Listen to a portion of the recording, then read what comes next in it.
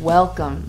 I am so happy that you've joined me today for this very special Athena Council. I'm super excited about our guest today. The Athena Council is hosted by our incredible Life Force Academy, which we created for real life people like us that have everyday lives, families, work in the world. And the Academy is jam-packed with powerful practices, very practical and down-to-earth practices that help us empower ourselves, feel good in the body, and clear in the mind. But enough about that. I'll tell you more about that later. For now, let's get started. What was that? Start over? You're so cute. I'm just happy to be here with you, or for us tonight. I don't know what time it is in Thailand right now, but I'm just really happy to be here with you.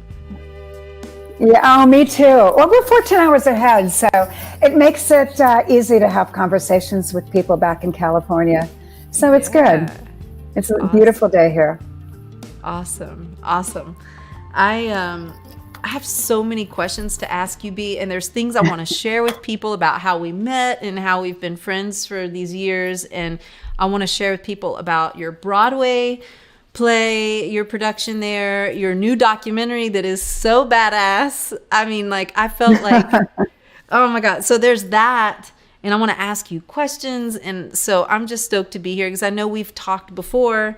When we talk on the phone, it's a different thing. And I know we're here on the Athena Council, but I just want to welcome you. And I want to say you're welcome. And I want to say that this is real talk here. It's really casual and natural, and so you don't have to censor yourself. Right. You're not the kind of person that's gonna say crazy stuff. No, I'm not. I mean, I'll dial down the swearing, which I've been working on anyway. So I won't swear at least. Oh, you can. It's okay. That's what I'm saying. Like, we don't censor anything here, but I might swear, but you don't have to if you don't want. But I was telling the guys, Akin came in, I was saying that when we first met, you used the word punk rock with me, and then I found out you were in a punk band. And so I was like, what does she mean by punk rock when she says punk rock to me? Like, you're so punk rock. And then I started to learn more about you, and you told me you were in an all girls punk band. And then what's so awesome is on this documentary, there's good footage of you in this punk band. Oh my God. Tell me, or tell us, I would love to know, what was it like being in an all-girls punk band in that time in LA? It sounds like such a cool experience. And on the documentary, it looks like such a cool experience. What was it like? I mean, did y'all just not give a fuck? I mean, were y'all just... No, no, we didn't. Well, no. Especially, we were 17, 18, 19 years old. And go back to 1977. There's 50 kids, and we all knew each other from the clubs there, and we all loved punk rock music, which before it came to the States was based in London. And I remember being in high school and buying NME and Melody Maker and all the magazines, and buying the imported singles, and everybody loved the same kind of music, and it all came from London.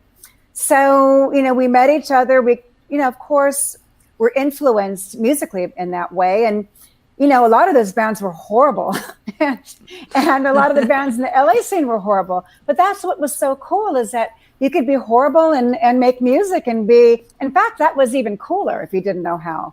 So that We were sitting on a curb one night, with a couple other girls at a party in Venice, California, and it's like, let's, I want to form a band. Okay, what are you gonna do? And I had played band. I had been in 2 punk bands before that. I had been in the Germs, the drummer that never played, which is a seminal LA punk band, really super hardcore, and I was also in a band called Black Randy and the Metro Squad, which was a completely out there we did songs like Shaft and you know, and I would dress in like a dashiki and like have a beehive, and it was very What? That's way out there awesome. and way ahead I of didn't its see time. that footage. So I we didn't formed the see any Go. of that. I would be surprised if anybody has that. You know, it was back before video cameras and cell phones. I'm surprised I got as much archival footage and as I did for the documentary. So anyway, we formed a band, and it was like, okay, what do we do now? You know, so we have this band. Nobody knows how to play, and we never ever thought of ourselves in terms of female. It was just like, for us, music was genderless. So we never thought in terms of like, we're going to be the best girl band ever. We were like, we're going to be the best band ever. And we never, and I can't remember, like when I was growing up, I mean, I come from a very strict background, but I don't know why I got this, like, I can do anything I want. And that's always been my attitude. You know, I was always a mini manifester from when I was, you know, even in high school, whatever. Anyway, so we had no doubt that we would be, you know, a big rock band, but we didn't know how to play our instruments. And, you know, we asked Charlotte to join because she knew how to plug in a guitar into an amplifier. Yeah. And then, you know, at that time in the music, I mean, we had this little club, The Mask on Hollywood Boulevard. It was beneath a porn theater, the Pussycat Theater. And it was a basement. And it was the first punk rock club in LA. And it was unbelievable. I mean, when I look back at photos from the club, I'm so lucky to have been a part of such an amazing creative, the energy was, I mean, I get chills when I think about it.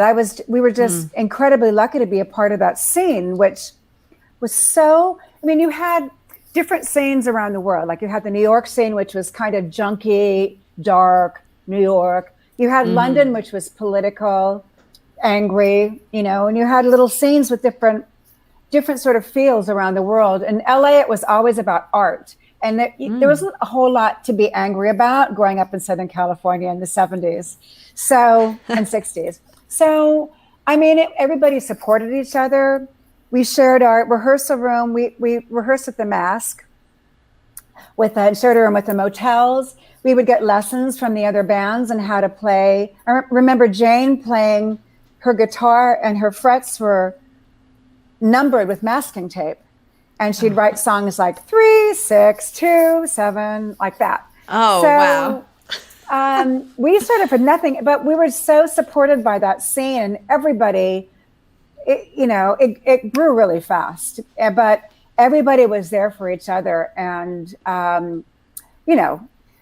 it was like, poor little Go-Go's, we got to go see them and support them. But I remember from the very first show we did, we packed the house wherever we played from the very beginning. We never had a problem with drawing crowds because we were kind of a curiosity. Yeah. And then we were so bad, but there was like this special kind of energy. The Go-Go's energy collectively is magic. We call it a 5-headed monster, but it's also magic, very magic. Yes. Well, it's funny that you said, I love that, the 5-headed monster. That's fantastic. You were talking about, you were just saying, we just had this thing, even though we weren't that good. And, people were like, oh, we need to go support the Go-Go's. But then you were playing in like Rio, Brazil, right? With like 400,000 people in the audience. You know what I mean? Well, that was, when you think about, I mean, so many of my musician friends, it takes years, to really achieve your goals of whatever, to be you want your songs and your music to be heard. And it usually takes years and years. Mm-hmm. For the Go-Go's, we formed ourselves in 1977. And by the time 1981, we were the biggest band in America. And we had no idea. We had no musical training. So, wow. Charlotte knew how to play. She was classically trained, but the rest of us, I mean, of course we always expected that, but we didn't, when it actually happens like that in the course of 4 years, going from 0 to 100, it was an amazing experience. But yeah, we Yeah. went from, playing The Mask to playing Madison Square Garden, headlining Jeez. in 4 years. Oh I my mean, gosh. with Wow. no Wow. training or nothing. So yeah, Yeah. it's an incredible story.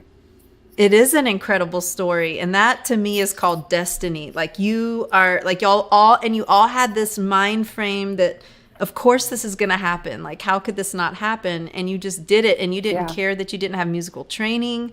You just went for it. And that combined with destiny to me is a very powerful combination. 4 years is nothing, like nothing. Nothing. That how It is so nothing.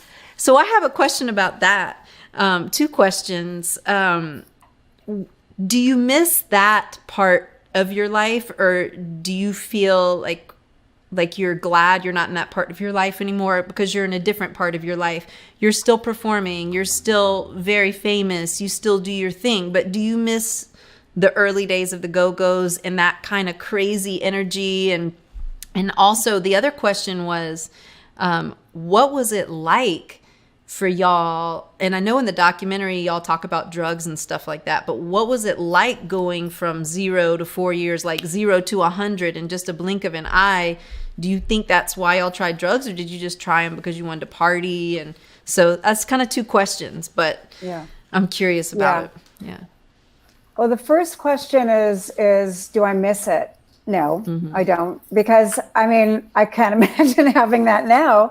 But I feel very, very lucky to have experienced that. And, it's funny you said destiny earlier. And I, up until like maybe 15 years ago, I thought, oh my God, this is what I'm meant to be doing in life. Because I always felt kind of like an imposter.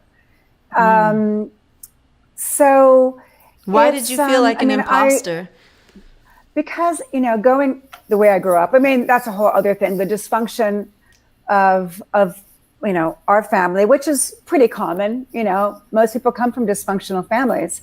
And to go from nothing to going, and I remember, when the first album was like #1, and we were the biggest band in America.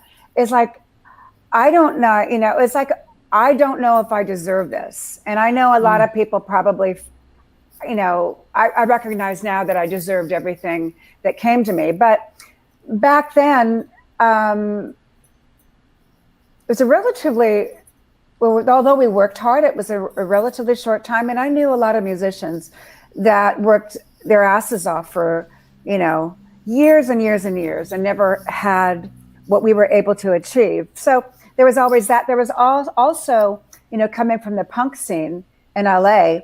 I mean, when people started to hear the music and they're like, this isn't a punk band, this is a pop band. And we were always influenced by a lot of the poppier punk bands like the Buzzcocks, the Clash, Yeah. And so they there was like a real schism between the band and the scene because they thought that we sold out. But at the same time, what are you doing this for then? I mean, it's like Gina says in the documentary, is like, you want your music heard, do you do this to playing dive bars for the rest of your life? I mean, you want your music to be heard, and you want to be able to make a living doing it because it's fun, it's a blast. So I don't miss it. I think that the natural progression, I mean, I definitely have lived 3 or 4 lifetimes in 62 years. There's no question. And I don't miss those days. From the Go-Go's first album to really when I turned 40, I was, that would be from age 22 to age 40. I was on a hamster wheel. That was really fun, and I was really lucky to be on that hamster wheel. But it's really, really hard work, and especially with the genre of music that I do, and when I left the band and did my solo stuff, there was obviously a physical transformation that that was hard to keep up with because that was a lot of pressure too from my record company to be a certain way, to weigh a certain amount, to look, to be dressed a certain way. So I don't miss any of that at all. And what was the second part of the question? Yeah, well, that's forgot. That's a great answer to the first question. Thank you for sharing that with us. I also wanted to say, I don't know if I said this earlier, but thank you for spending your time with us today and sharing all this super fascinating stories about yourself and everything. Seriously, this is such a delight to hear about your life and what you've been through. And I know everyone here is really appreciative of that. So thank you. Sweet. Well, I mean, it's my pleasure, and I love you. You know that, I was excited for you to ask me. Awesome. I love you too. Well, when you say, and the second question was the drugs, because it is a lot of musicians get into drugs, and but the reason I ask is because it was in your documentary too. There was like it was a very prominent part of the documentary, at least. Or not a prominent part, but when I say prominent, I don't mean it was like the main thing that y'all talked about, because you didn't hide away from it in the documentary. You were very open about it. Yeah. And my question is, with the drugs and everything, because I know the whole band was doing drugs, was that a fun experience? Was it a side effect of the fun you were having and you wanted to have more fun with the drugs, or was it a side effect of you needing energy, so doing like coke or whatever it was that y'all were doing? Like, why did you do the drugs, and was it fun? Are you glad, did you have a good time with it, or was it something to kind of sustain where you were? And then, God, everything you say, I'm going to have like 10 questions for it. I swear I have another question, but go for that one. It started, I always say that drugs are an occupational hazard of being a musician, and especially back in the 80s when it was sort of accepted, coke, and it was socially accepted. I started out because it was fun, and I did have a good time. I was a big acid head.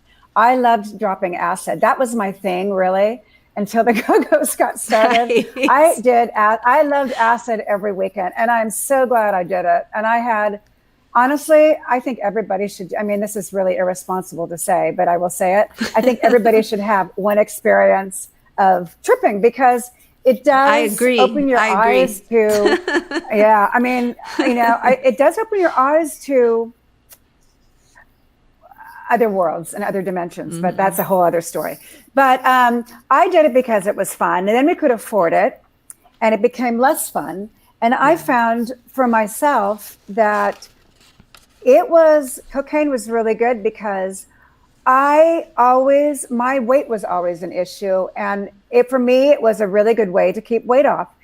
And this plays into what wasn't in the documentary, that I always struggled with weight, and I never had a problem with it. I never even thought about it. I always had boyfriends. I always had friends. I was, in school, I was made fun of, whatever, called Balimpa, whatever. It's like what kids do.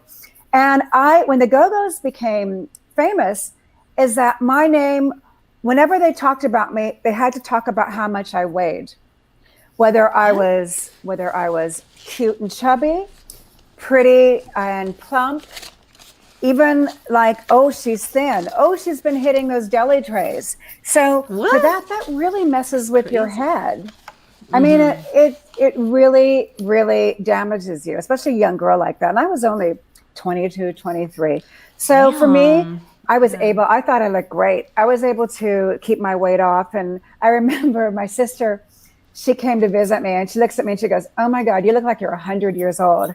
And I'll never forget that. And I thought I looked great. It was like size 0 and, wearing leather pants and whatever. But, she said, "You look horrible." But for me, it was fun. And then it was not fun. It gets to be not fun really fast. And then you become an addict. And drugs unfortunately played a really big part of the band. It was socially accepted.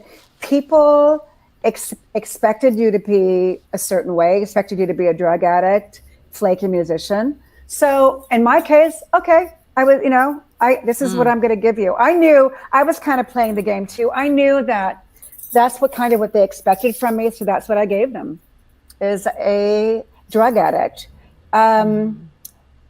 You know, it's, I don't have any regrets about, I mean, there are like certain regrets I have, but overall, as far as my drug addiction, I think it went on way too long. It went on for 30 years, you know, dabbling in this or another. So I do regret that, but I don't regret the experience, because it really, it made me who I am now. It gave me the 12-step program, which is an amazing program. It really, I was, you know, when I was really, really struggling with drugs, and when I was 40, I was dropped by my record company. And I was like way into like my drug use, and it was like horrible, horrible, horrible time. But at the same time, I started like this journey of, I knew that I wasn't defined by being a singer or by being a go-go or whatever. I had to go figure that out for myself. So that was the last couple of years of my drug addiction, and discovering chanting, and just, you know, really kind of questioning what life was about. Why am I like this now? I mean, I was part of this organization called Soka Gakkai, which is an organization that supports a strain of Nichiren Buddhism. So I chanted all the time. I earned a Gohonzon. So I was really, really, really searching. And, you know, as you know, chanting really brings up karma. And having a Gohonzon was like a mirror into myself. So, you know, and then all of a sudden everything exploded, and it was just like, that was like the best thing that could have happened, which was really, really horrible at the time. But at the same time, I was chanting like 2.5 hours a day, 3 hours a day, Wow. and just powering through the last sort of throes of my drug addiction. And if it wasn't for chanting, I know, knowing the power of chanting, it may have taken me a longer time to get to where I needed to be to survive. Wow. That's a really powerful experience that you just shared with us. That the chanting, it's so helpful. It can help calm the mind, but it also brings stuff up really quickly too. Like what you said, it like brings up that karma. Yeah. And then we're afforded the opportunity to clear that, or to balance it in some way. And it's, definitely. I feel, you know, it's interesting. I just got an email today from a person taking a course, one of my courses, and she was doing a Kriya. And the reason I got this email was because our teammates that usually are handling customer service, they said, "We think you need to read this one. Can you respond?" And I was like, "Sure." I responded to them, and they're, you know, we're going to get back with this woman, but they were like, we don't, you know, one of our team members was like, "We don't really know how to answer this." And this woman dealt with a lot of trauma growing up, and she did this one particular Kriya in the course, and she said it brought up a lot of stuff for her, and physical stuff, mental stuff, trauma, and she went back into her trauma space. And she's like, and that didn't feel right to me. I was like, for me, on my end, I'm like, yes, that means this is working. This is going to bring that stuff up really intensely. And especially if you've had that kind of stuff, or it may happen in another form. It may not be intense for some person. It may be for another. It depends, you know, on the person. But she was like flipping out because she was having these traumatic experiences when doing the meditation. And after the meditation, she'd be like crying for like an hour or two. And she's like, you know, can you suggest some modifications? And the two modifications that I suggested were, one, instead of putting your thumb tips on your nostrils like this, because that's part of the meditation, put them in front of your face. Like if you can't put them on, because there was like some other physical things going on with her. And then the other thing I suggested was keep doing it and allow the stuff to keep coming up. and eventually you'll notice that it's not there anymore, but might have to go through it. Or don't do this Kriya. Like, don't do it if you don't feel good about it, or don't do it if it intuitively doesn't feel right. Like, I'm not any kind of master that's going to tell you, like, do this, or like, just like go with your intuition and like feel it out for yourself. I'm not your doctor. I'm not some master that's going to tell you the perfect Kriya to do. Like, it's just like, feel it out. But it's interesting that you said that about the chanting, because it does bring stuff up and it does help us clear things. Yes. Yeah. Yes. Wow. It certainly does. I never forget. Well, a couple of things is that I went with about 14 years ago. I went to India with Gurmukh, and this girl was talking about how she had a breakdown doing long ekankars, and I was like, oh, that's so silly. And I remember, and this was like, that's ridiculous. And then I went to the yoga festival with Gurmukh, and everybody was doing a rebirthing class, and I was hearing this wailing and like screaming and crying, and I was like, oh, please just keep it to yourself, like talk this inner dialogue, like eye rolling and stuff. And then all of a sudden, I could not believe it, but I went into this horrible, horrible dark hole, like. I was like, all this like anger and stuff was like welling up, and I'm going to make this really short. I ran back to my room at the ashram and like pulled the covers over my head, and I was having like a total breakdown, and I don't know where it came from, but it went from being mental, and I left the ashram and I ran up to this hotel on the mountain that wouldn't be around people, and I called the hotel, called the doctor. And he said, you're just dehydrated. And I knew it was not like just that. It was something else going on. And then it went from being in here to physical, but I was like, like mentally ill, happy the next day. And like, where is that coming from? So it was like this whole big balance. And then I said to Gurmukh, oh, I don't know what to do. This is horrible. I feel so horrible. And she goes, well, you can't go back, so you might as well just go forward. I thought she was going to have this like profound kind of thing. It was like, just plow through and just forge on, which is kind of what I did. But yeah, chanting and all that is really powerful. And I love the power of mantra so much. Yeah, well, you chant so beautifully. I love your album, Wilder Shores. I love your style. I love the vibe that comes through you when you sing the mantras.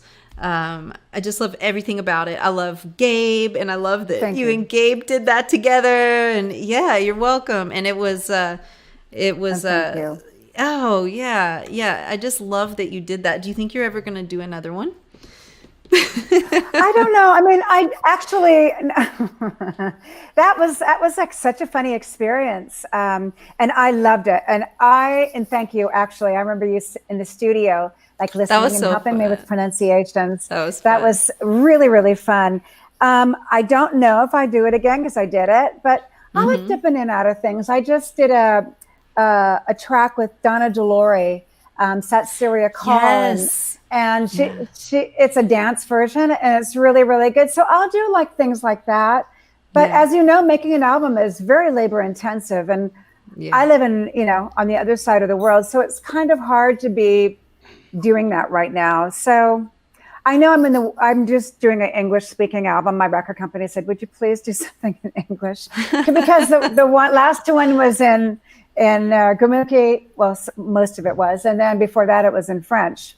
Yeah. So they were like, so I'm making a straightforward English speaking pop record, which I never thought I'd do, but it's so much fun. And I'm working with Gabe, and, who knows when it'll be finished eventually. That's awesome. Gabe and I just texted last week. We were, how you doing? How's it going? Awesome.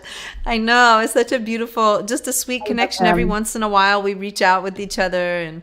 And, what was I going to ask you? I had a question. You were talking.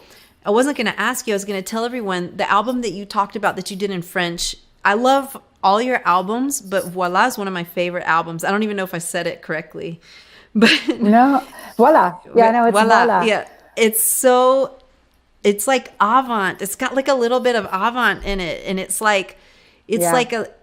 Brian Eno. different. And oh my gosh, Brian Eno's amazing. The album is amazing. You sound amazing. The songwriting is just, it's beautiful. It's so beautiful. It's like such a rich album. And it's like, besides the Gurumukhi album, Wilder Shores, it's one of the most different things to me that you've done. And I just love it. It's like super far out. You know what I mean? In a good way. Like in a really good way.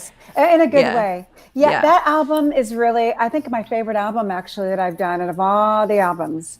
It came right after, it's for different reasons. It came right after I got sober. So it sort of kept me sober, that work, but also it was the first time in my life when I was able to work without the constraints of a record company. Like, because I'd always been, although I had a lot of artistic control. I mean, in the early 80s and mid to late 80s, I was pretty much a packaged pop singer, you know? So I had to work with certain constraints. And this was the first time when I could just do whatever I wanted. If I wanted accordion on a song, I could have it. If I wanted whistling, I could have it, you know? And it was really, really fun. It was like no holds barred. I mean, anything would go if it sounded good. So, and that album, it was the first time I was able to work and make something from the heart, completely from the heart. And I think that people can feel that in that album because it really comes from deep inside, and for a lot of different reasons. And it's, I love it. I love that album. It's pretty out there. I've done a couple shows in French.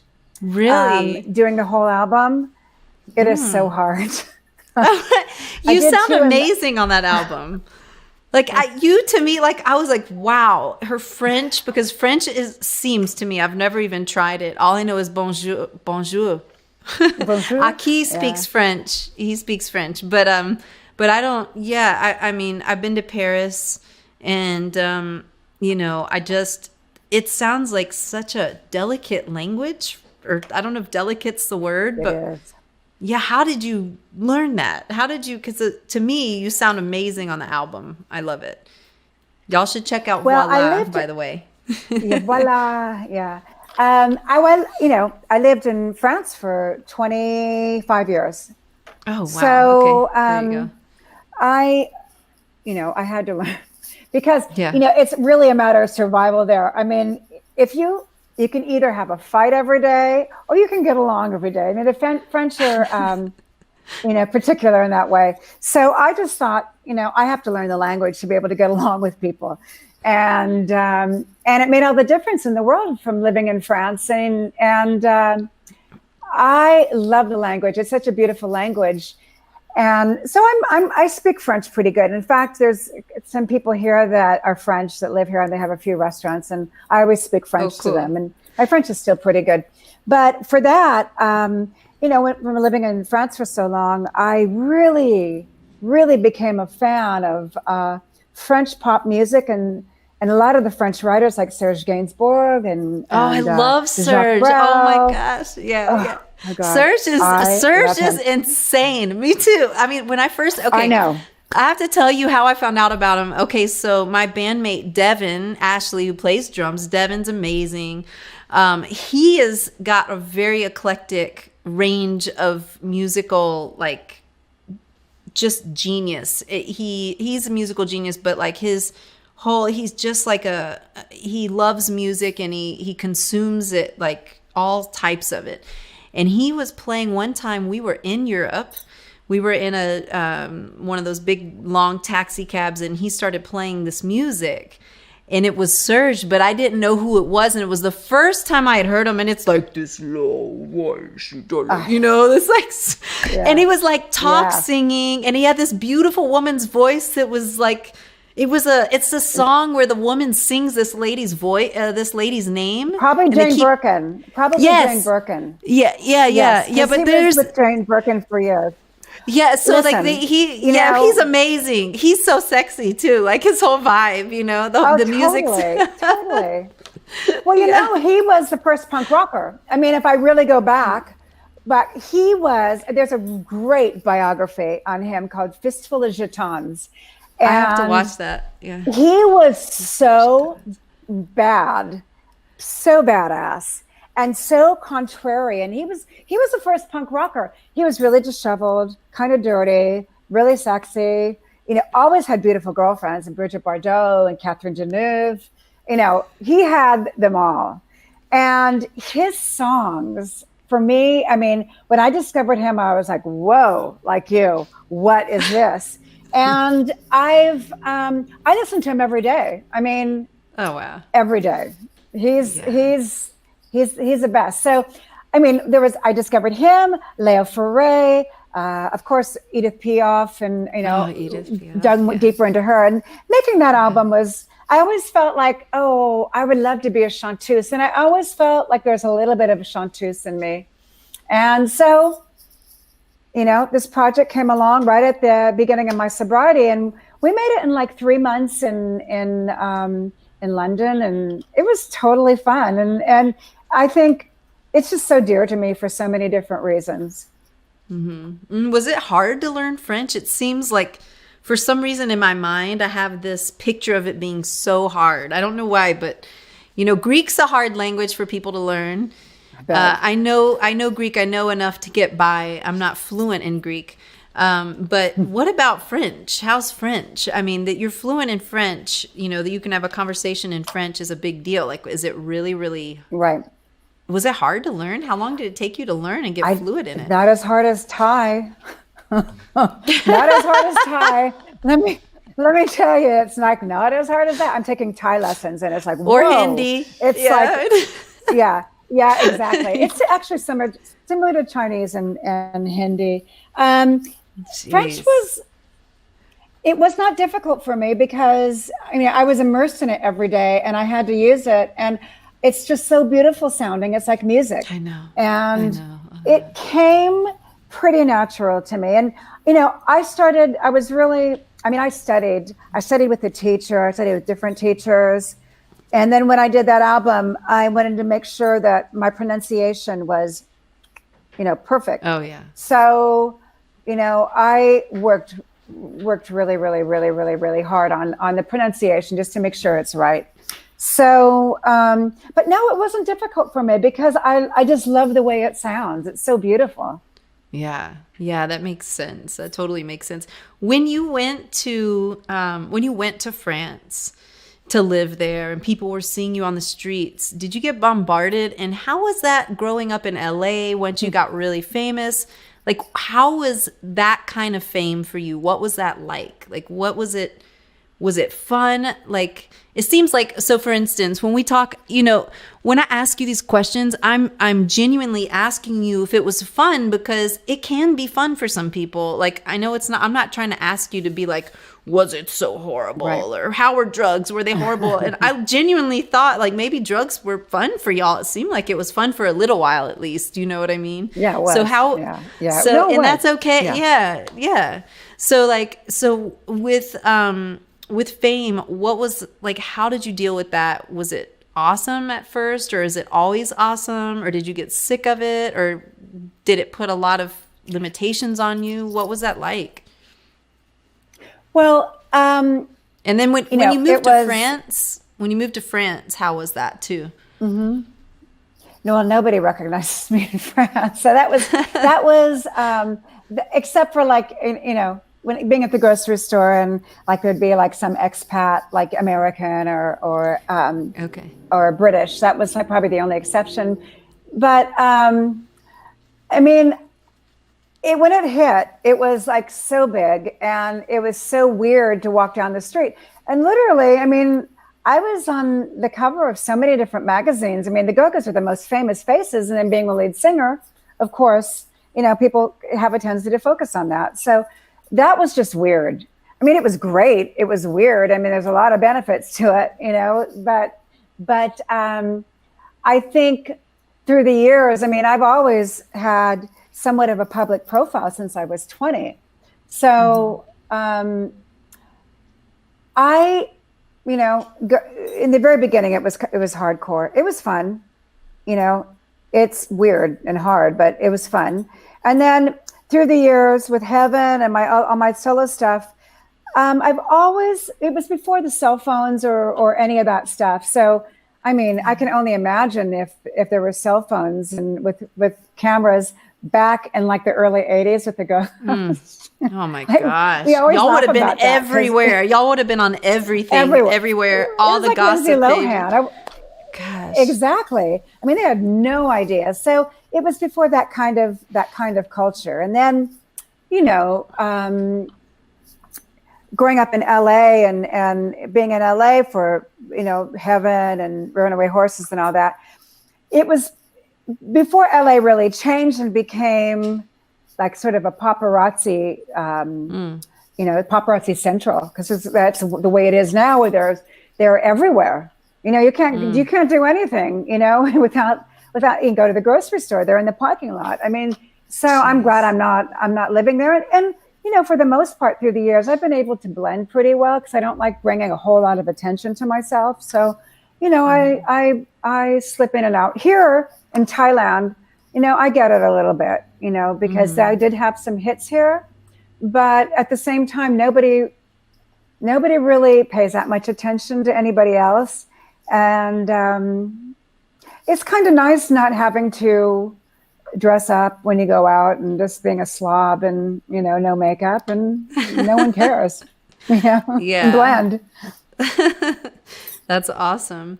Well, when you said something piqued my interest when you were talking about your record label, when you were on the label, I guess, from when you started or with the Go-Go's, through your solo career, which you still have, but you said that relationship changed.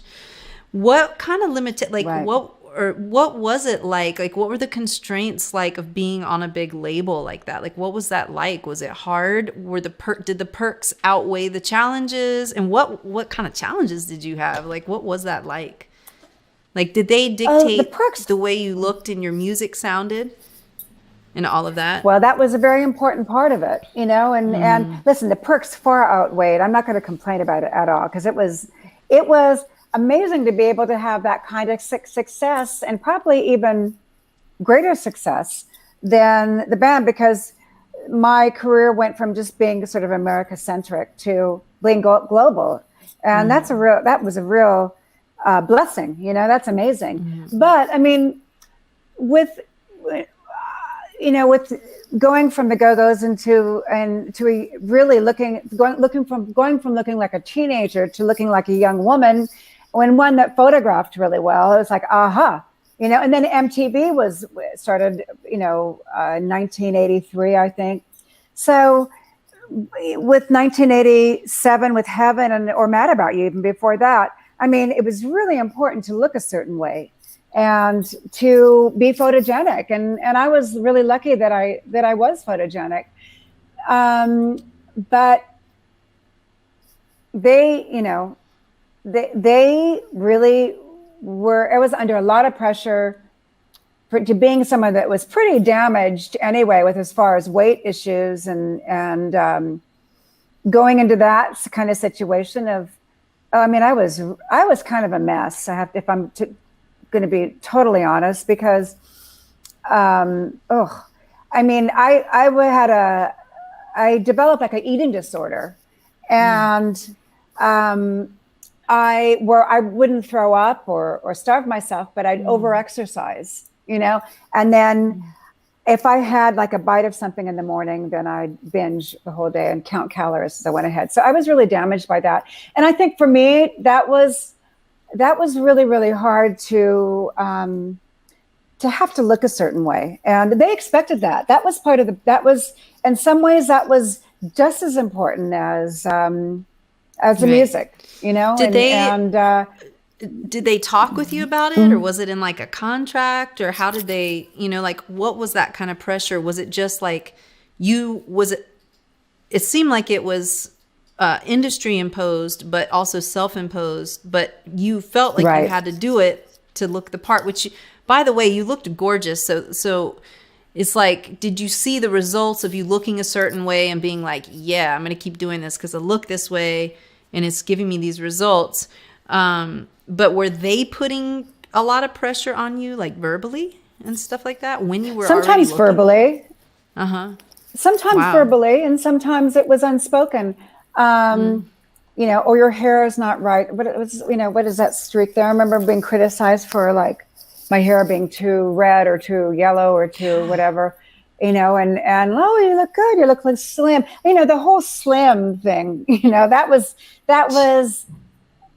like a double-edged sword, you know? So, I mean, that was always really my issue. And, you know, I mean, I could see that I look good, but I never really looked at myself and go, wow, I'm hot. I mean, I always felt that I never felt that at all. I thought I photographed well, but, you know, I mean, it's funny. I was talking to I forgot how it came up, but the documentary came up this morning with my husband.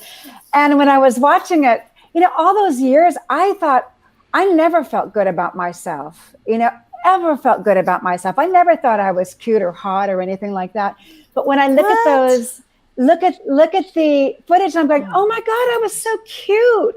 How come I never felt cute? Because I'm watching, you know, kind of chubby and cute. I'm not saying that now, but I never felt that. But now looking back on it, when I'm like looking at this archival stuff and going, oh my God, what, you know, we looked like $1 million on no money. And we were really, really cute girls, cute girls. But I never felt like that, you know, but, you know, then making that transition into being like, you know, a photogenic young woman was, like I said, a double-edged sword. You know, it's great, but at the same time, you have to keep looking great and have to keep looking svelte and slim, because the people that are putting your stuff out, you know, it's part of their marketing. Wow. That's so interesting. It's so interesting to hear you say that you never thought you looked hot or cute or any of that. I'm like, oh my gosh. Like when I look at you. No, I never. That is amazing to me, because when I look at some of your videos, when you were in the Go-Go's, you were totally cute. You were totally a babe. You were totally hot. Whenever I see you when you were in those years, I've like every time, like you look so amazing.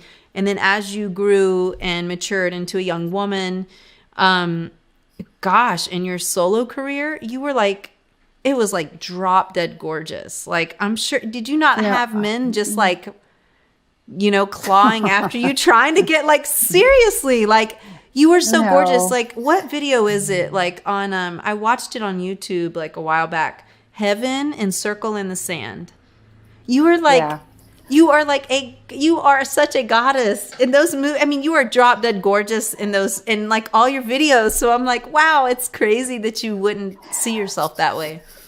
No, but I think that's pretty normal when you're younger. You know, it's kind of, it's not, you know, it's pretty common. It's not uncommon.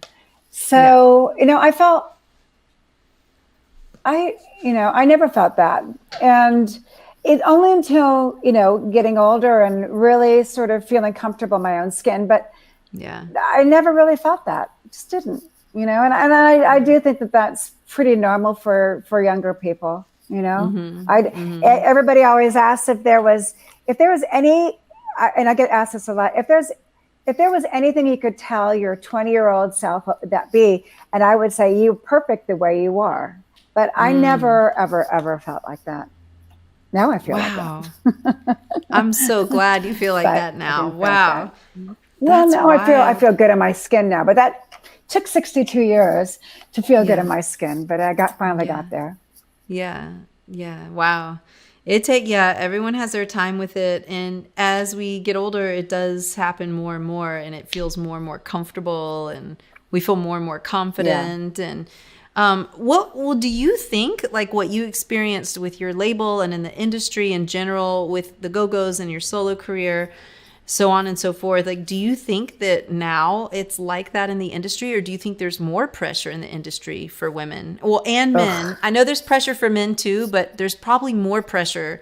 It seems like I've never been in the mainstream industry, so I don't know it personally.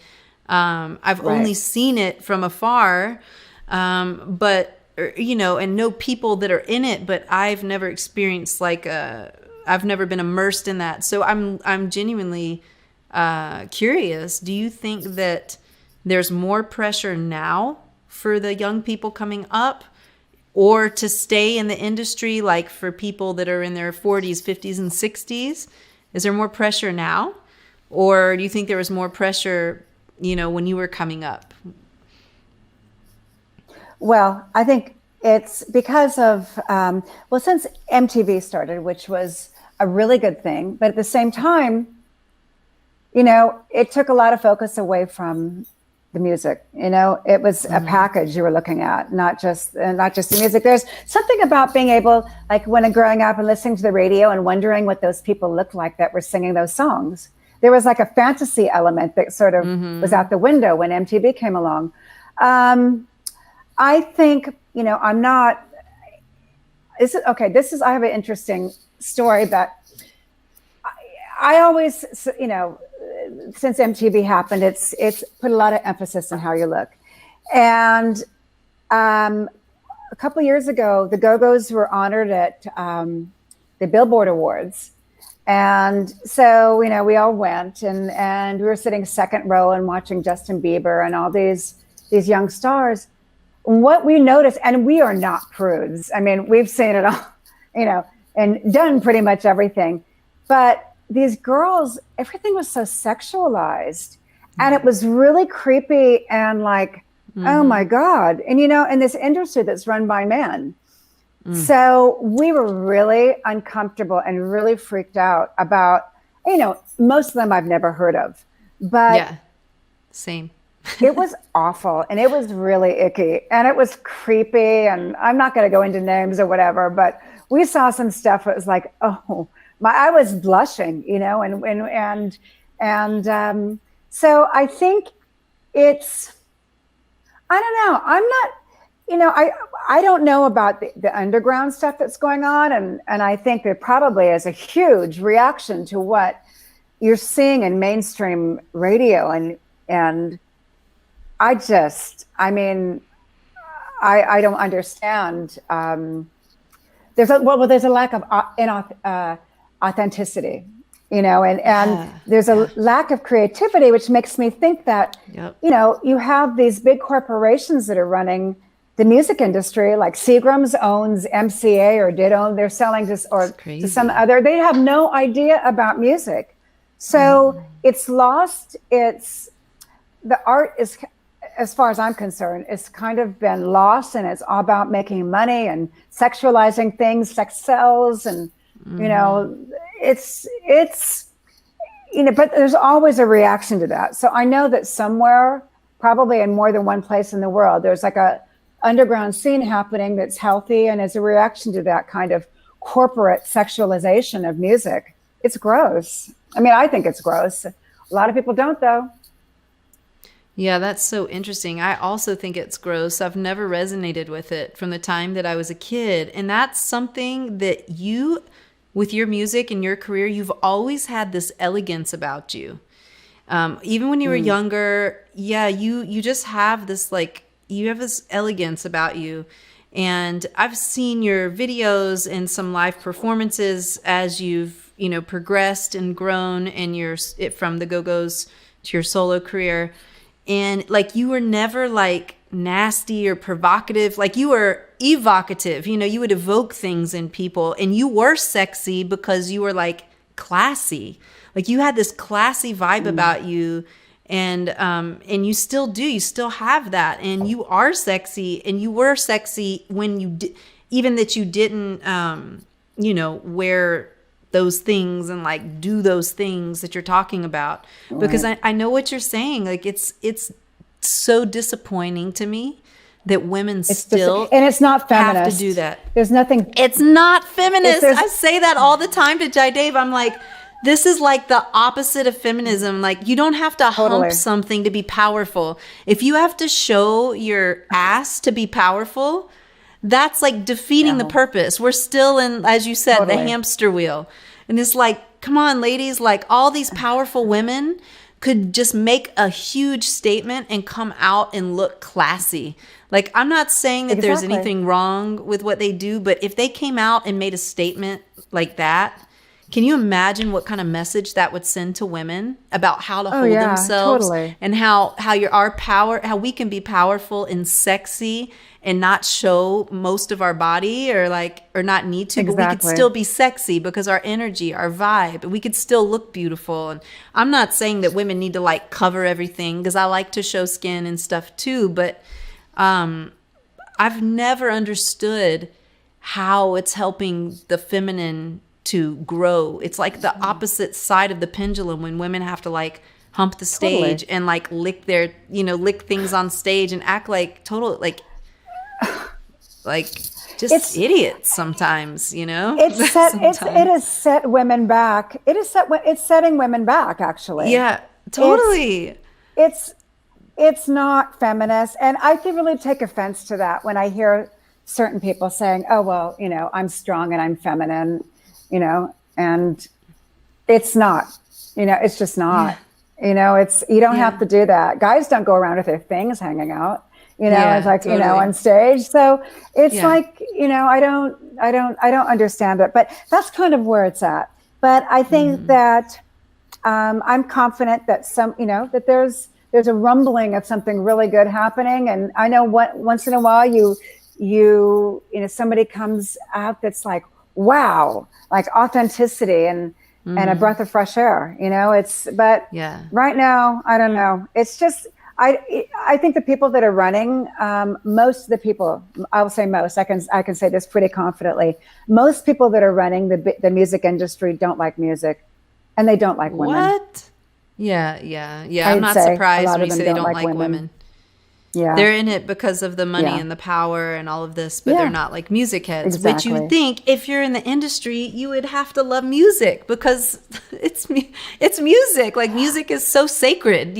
All music I know. has a sacredness Yes. to it. I don't care what genre it is or what it is. Like, if it is sacred to somebody, it's sacred. And who are we to say that it's not? And like, for people to be like, it feels like adultery or adulterated, not adultery. It feels like it's like adulterated, it's like they're taking this like sacred, to me, music is so sacred. And I'm not saying that because like I do chant music or I do this kind of music or this. It's just the music is such a sacred art, and to really like, Absolutely. water it down to me is like, it's like the ultimate. It's like horrible. It's like, how could you do that? No, I know. I know. It's like I- whoring it out or something. Do you know what I'm saying? It feels like that. It's like Totally. whoring it out, Yeah. like pimping it out or something. Completely. Yeah. Completely. I mean, the power of music, when it's good, it's like, well, we all know the power of music. Yeah. It is sacred. It's completely sacred. And I think it's just, it's just right now it's not in a good place, but neither is a planet. So maybe it's all kind of, Yeah. maybe it's all kind of cyclical, and it usually is. So I know that there's a reaction to all this. I mean, you can look at it and go, am I missing something? I feel like my mom. It's like, am I missing something here? But I really don't get it. This is horrible. My son will play, like, this is like the biggest hit right now. It's like, are you kidding me? I usually say, are you effing kidding me? But he'll play it and I go, I don't get it. There's no chorus, there's no verse. Where's the voice? It's all production. Where is it? So anyway, I mean, I do sound like my mom, I know.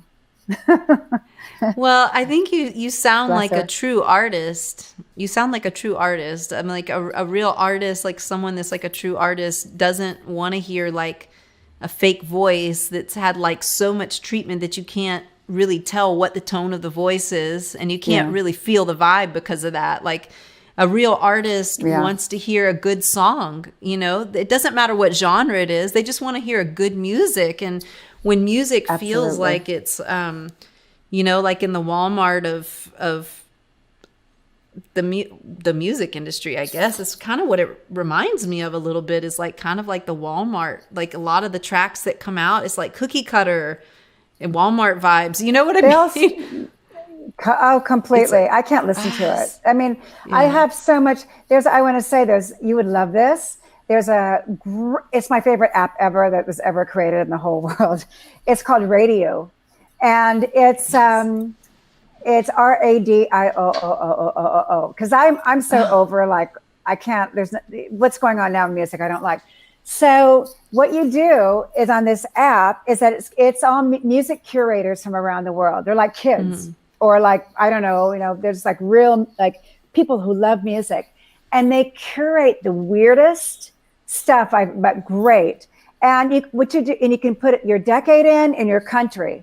So oh, I hang wow. out a lot in Istanbul in the 70s, and it's like a radio station. Ooh, So you Turkish music have from the all this 70s. in the 70s, and it's Oh great. yeah. I have to say It's that's like my so favorite place to be in psychedelic. music. It's psychedelic. Like the Egyptian music. I've listened to some Egyptian music from Yeah, the 70s and the Turkish music from the 70s, the Greek music from the 70s, like that whole area. It's like it's totally psychedelic to me. You know what I mean? Like it completely. Oh reminds yeah, me. completely, Yeah. Yeah, it's like completely. real So psychedelic it's like music. Yeah. I know. And the other morning I was in 1920s Russia, and I had this beautiful Wow. sort of like cello and violin. So anyway, I'm just saying that anybody who loves music would love this app, because it's amazing stuff. Amazing stuff. And Oh, music has, I mean, it just lifts the mood. Great music, I know. it's important, especially now, to listen Oh my to gosh. things that are Yeah. uplifting and beautiful and happy, and I love it. It's just great. Yeah. Oh, that's awesome. So radio, I'm gonna have to check that out actually after we're done Yeah, with you would our love it. talk. You would love it. Yes. I have a question for you about um, how did you and how are we doing on time, Aki? Real quick. An hour. Okay. Belinda, how much more time do you have? We can cut this part out if I you want to, have, or it doesn't matter. okay, I have I have like about 25 minutes or half an hour, and I have Okay. 28% of my computer. Okay, we can do like 15 more. We don't have to do a Okay, full that's 30 if perfect. you And yeah, I'll yeah. have enough Or juice. less. Yeah, Yeah. totally. Oh, Whatever's but okay. how did you navigate how do you navigate life in general? I mean, I know you're a yoga practitioner.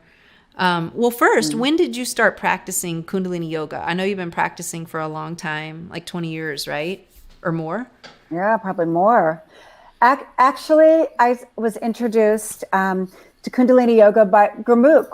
When I was pregnant, I was really sick, and there was a vegetarian restaurant on Third called the Golden Temple, and a lot of the white. Well, actually, in the punk rock days, you'd see the white Sikhs around town. And we'd go, Yeah. "Whoa, they're so cool," and they were very punk rock, we thought. And so anyway, I met Gurmukh because she came to the house to do yoga with me, because like I said, I was very ill when I was pregnant. And that's how I got introduced. I didn't like the yoga so much, but I liked, because Gurmukh gave the best foot massages ever. So that's what kept me That's going, awesome. is at the end of the practice, she'd rub my feet, and I loved it. And plus I loved all her cool jewelry, and she was really, was and still is really beautiful. So fast forward, so I was introduced then fast forward, but oh gosh, about 15 years forward, I think. Anyway, I ran into her, and she invited me to go to India. And that's when I had that Indian trip, and I had that weird breakdown. I never really Oh yeah. took the yoga that seriously, because I was always more of a Hatha person and Iyengar. And when I had that experience, I thought, this is no joke. So then I started like really studying mantra, and became addicted. I mean, I have a daily practice. Right now, because it's Mercury retrograde, I'm doing the Bood mantra, the seed mantra. for Mercury retrograde, and I'm doing Panjgrani. I think you did that once somewhere. Yeah, I love that. So I'm doing that until after the election, just to keep my because Mercury retrograde ends the day after the election. So I figure between those two, and then I have my other practice too. I usually do long Ekankars every day. Nice. A lot of pranayama because I love it. So, I mean, for me, the practice is everything. It's changed my life, and I really got into it when I got sober. I developed a daily practice. So every single day I practice. I practice with you and Jaidev. Awesome. A lot, In fact, I usually do my Ekankars with you, my long Ekankars with you. Nice. So, and I know now because I've been through 2 teacher trainings, although I haven't graduated because I've always lived somewhere else and it's been hard geographically to ever complete it. But so I know how to structure my own practice and class if I want to do my own class. And I actually have done it with friends. I've taught class around with my friends here in Bangkok. So I bet they love it.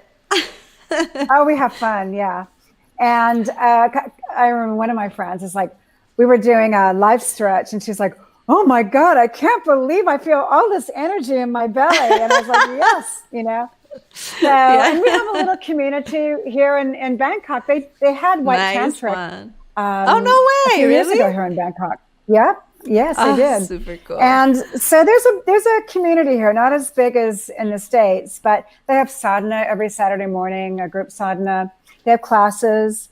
So, but I miss the whole vibe of a big class because there's nothing like it. I know. But I do it my own now with, I have you guys, I have my different, and I have my manuals and stuff. So cool. I love it. It's changed everything for me. It's changed the way I look at everything. Oh, that's amazing. That's so amazing. Before you were doing the yoga, well, first of all, I know what you mean by that. It's something that helps me to remember my centeredness. It helps me to center my energy. So I feel really, really good when I do it. That's why I do it, because people are like, why do you do it? But sometimes you wear this or you don't do this. I'm like, I do it because I feel good. That's why I do it. Yep. There's no other reason, there is no other reason. I tried some things out, but I realized the essence of it for me is it helps me to feel centered, good, and comfortable in my skin. That's all I need, That's great. Yeah. So, but how did you navigate the world, especially I know we've talked about your fame and your growth and from going from the punk band, the Germs and the other band that you mentioned, to the Go-Go's and y'all Black starting Randy. off punk. Yeah. Yes. Yeah. How did you navigate all of that? What kind of tools did you use? How did you have the courage? Because it takes a lot of courage to, be yourself and be a woman in the industry. And it sounds like the industry may have been a little bit different when you were in it, or a lot different, at least when you were coming up. But how did you navigate with what does courage mean to you in those, what did it mean to you in those stages of life? When you were navigating the world and learning, and how does that apply now? Well, I mean, I had no spiritual base then. In fact, I was anti-spiritual base because I grew up in a strict Southern Baptist family and, was forced to go to church camp and Bible school and all that stuff. And I just did not resonate with it at all. I remember being in Sunday school and going, this is a load of, not into it at all, So, when I got on my own and stuff, I had no spiritual base. I've always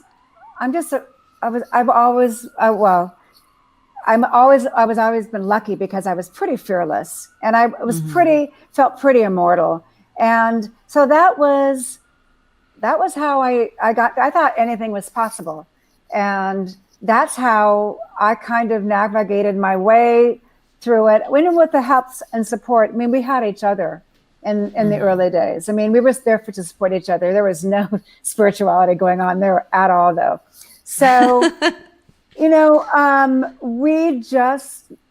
were there for each other, and that's how we got through it, really.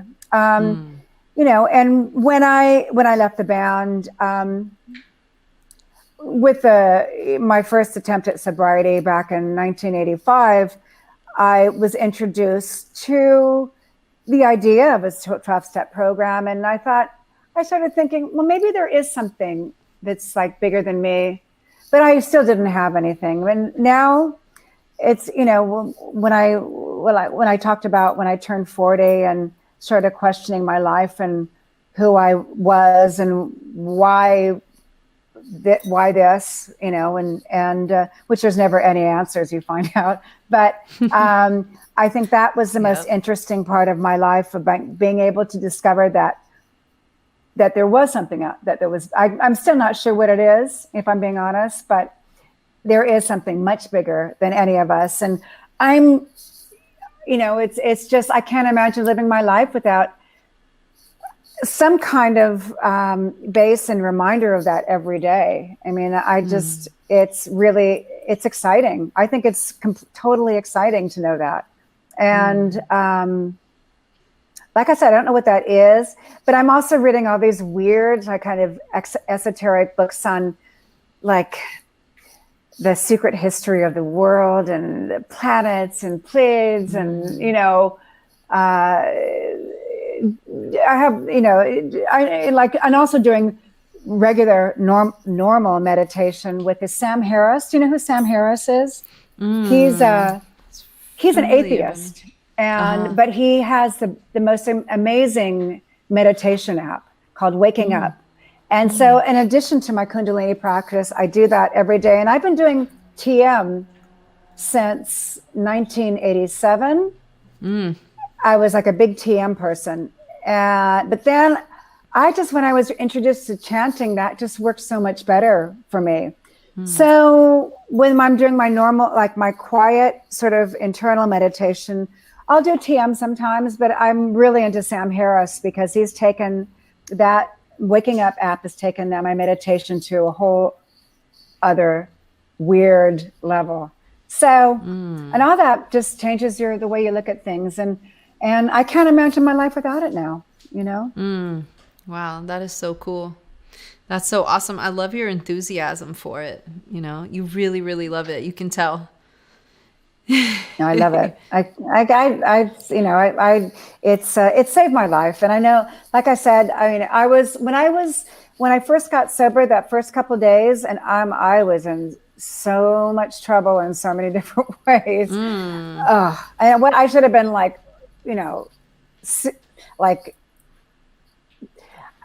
having a very bad reaction to what was going on in my life, but I was chanting. And and the power, I was just flying. It was like, I can't describe it, but in what should have been like suicide time, I was like, I got this. And I was just flying. So I thought, and I just really realized at that moment, and then with the Gurmukh moment, there's something to this. There really is something to this all. I mean, I'm so lucky that I've had the firsthand real experience of its power. That's a powerful testament to that. Yep. I feel the same way about it too. And something about 40s though. What is it about like when women get close to their 40s or in their 40s and they start questioning how they do things or what's going on with their lives? What is that? I hear that from so many women. I think that there's weird passages that's one of those weird passages is yeah, I mean, I think that's pretty normal, is when you hit that age, is to start, where have I been and where am I going and why am I here? And I think that's pretty normal. It was a really weird but amazing time. And that was, like I said, the beginning of the most interesting part of my life. My career was in the toilet pretty much. But it happened for a reason, and it happened for a good reason. And I'm glad that all happened. It was dark, but I'm glad it all happened.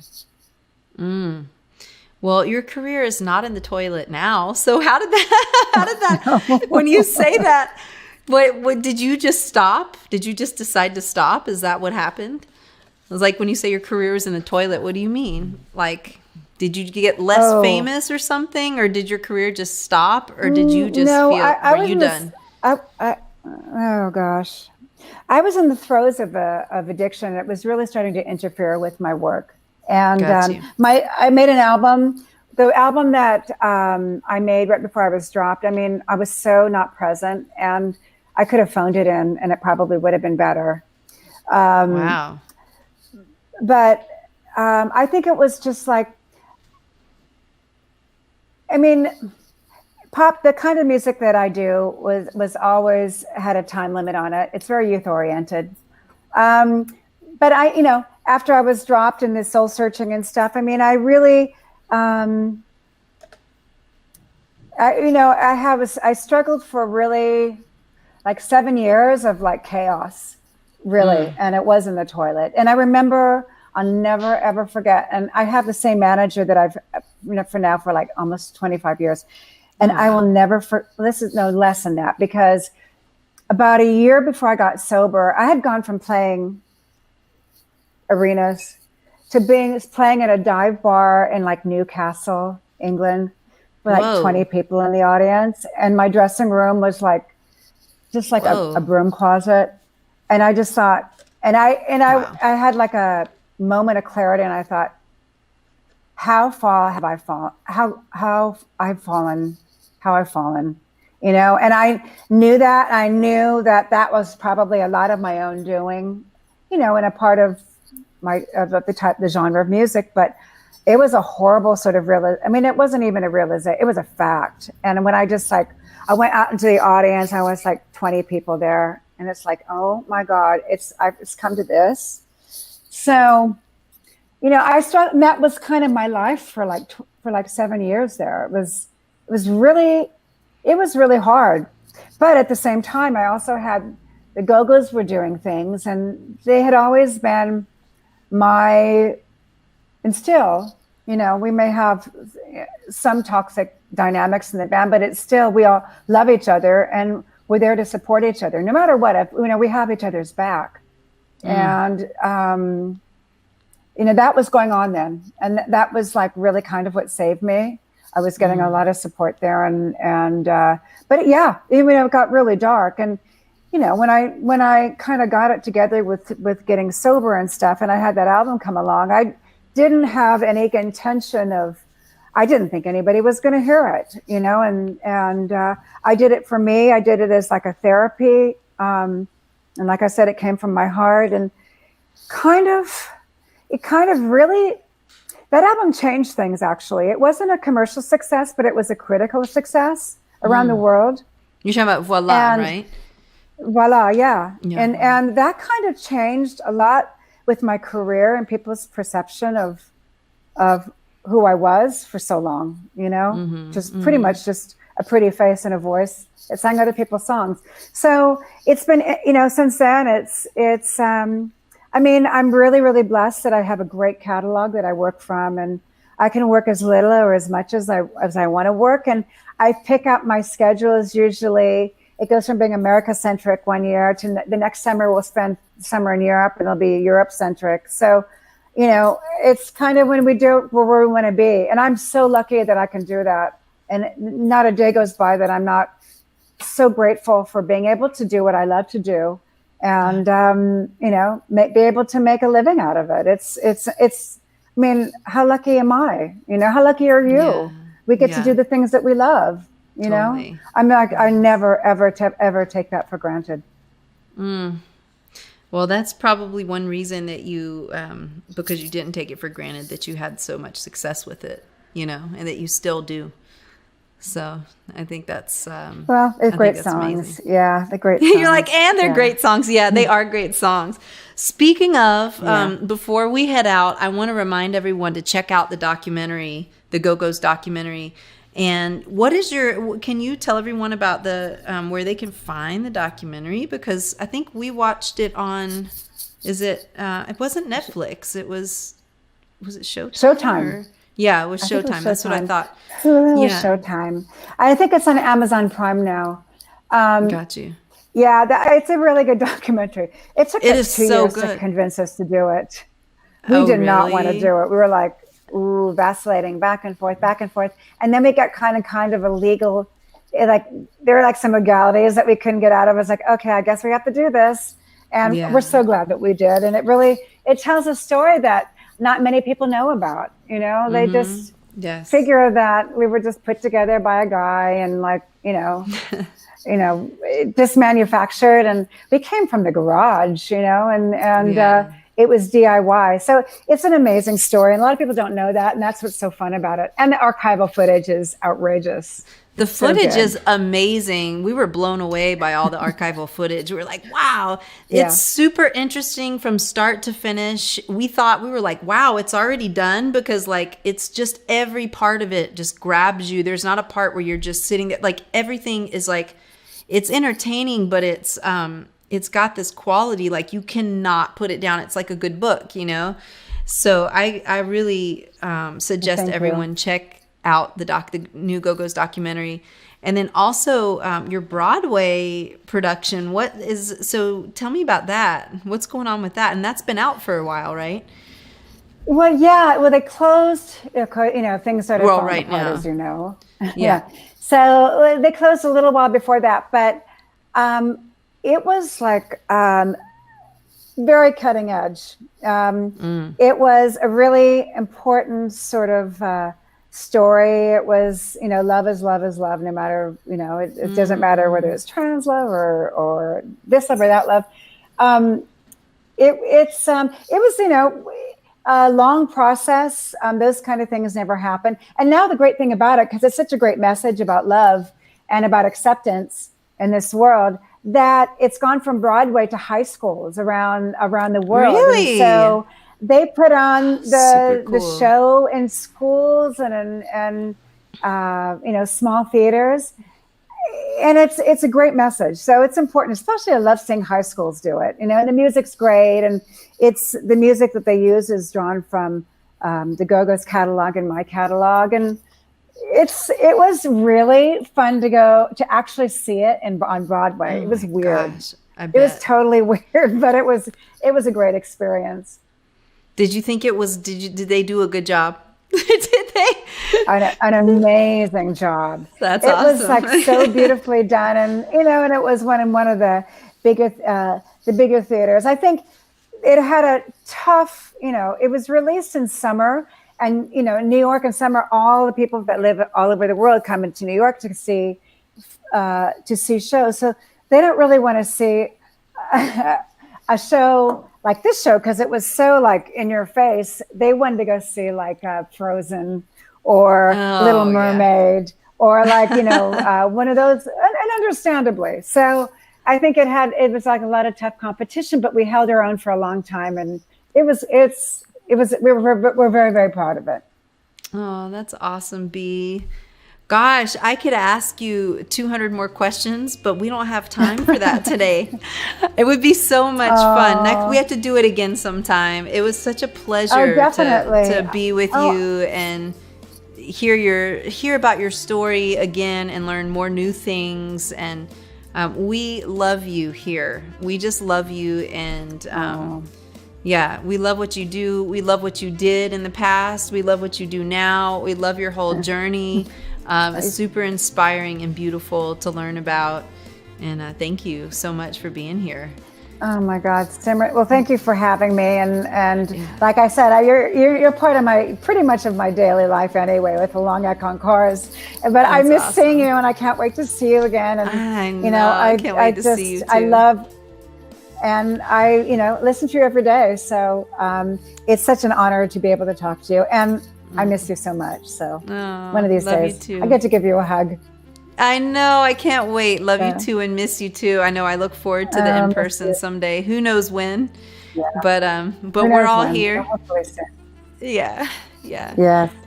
Such a pleasure, B. Such a pleasure. Lots of love to you, and lots of love. Mwah. Yeah. Lots of love to you.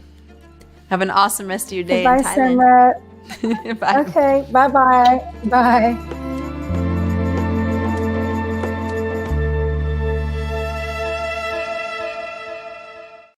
Wow, that was so much fun. It was so awesome to spend that time together in the council. And if you enjoyed the council, I want to invite you to explore our incredible lifestyle and wellness platform that we call the Life Force Academy.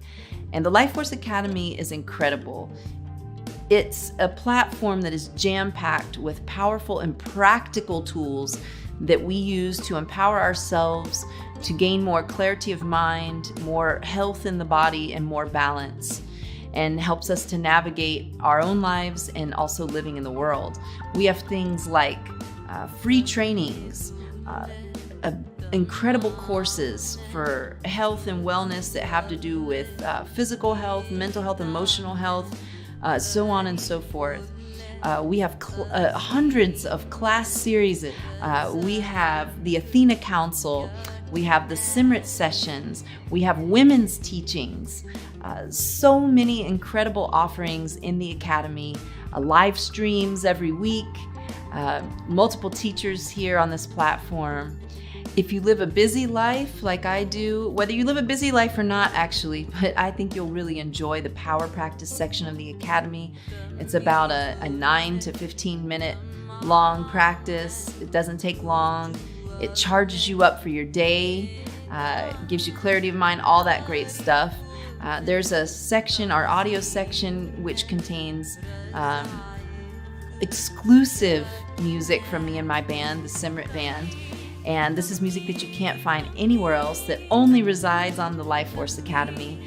Some of the tracks are studio tracks, some are shorter, some are longer, some are meditation tracks. You can meditate to all of them. Some of them are live tracks that we've recorded for you, but this is an exclusive section of the Academy where you can't find this music anywhere else. So there's just so many offerings in the Academy. It's a wealth and a gem of a tool and of a platform. And I want to invite you to join. All you got to do is click through here. It's super easy. It's just $1 for the first 2 weeks to join. And I invite you to explore the platform. We like to say all you have to do is press play. It's super easy, super efficient, super practical for everyday people like us that have families and work in the world and that don't have time for gazillion hours of some kind of practice. We like to offer you a lot of bang for your buck. So super easy, just click through here to sign in, and we look forward to seeing you there.